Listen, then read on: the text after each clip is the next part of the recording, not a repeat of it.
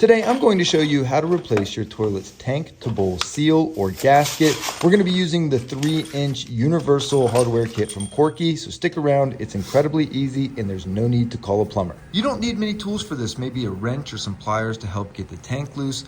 Otherwise, you'll start with putting a lot of towels down. There will be some water that drips both from the water line as well as from the bowl. After that, you'll want to turn the water off and give the toilet a good flush. You'll also want to get all the excess water out of there so that it doesn't spill all over the floor, or at least most of the water. So I just use a cup and I start pouring it into the toilet. You can also just pour it right down the drain, but in any event, you'll want most of that water out of the bowl. Remove the water line simply by twisting it off. Once you're happy with how much you have out, then you can start loosening the bolts that hold the tank down to the bowl. Sometimes you might need the pliers or wrench, as I mentioned earlier. These are just twist off, so I can just unscrew them by hand. As you'll see, the water starts to pour out of here, so you'll either need a cup or a bowl or some towels to clean it up. But how much comes out is going to depend on how much you left in the bowl. So if you got the majority of it out, you shouldn't have to worry about this too much. Once you disconnect both bolts and remove the water line, you can simply pick up the tank.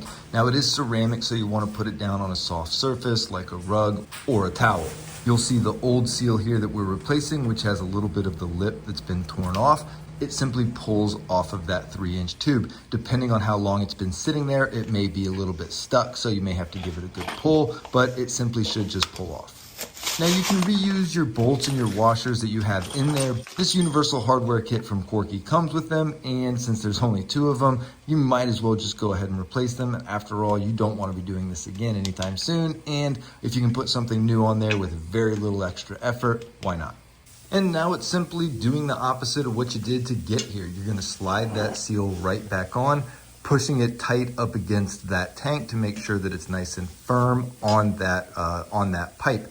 Then when you put the tank back on, it's very important that it's level and it's flush and flat like you'll see here. You can easily maneuver the tank and slide it around to get it exactly how you need. Then you'll put the new washers and the bolts right back through those same holes. Everything should fit and line up nicely. This hardware kit doesn't come with the twist-on nuts, so you'll actually need to use either a nut driver or some sort of wrench to twist them back, but that's fine. Either way, 6 half dozen of the other, the same process. It's the same process either way. You're simply tightening that back down.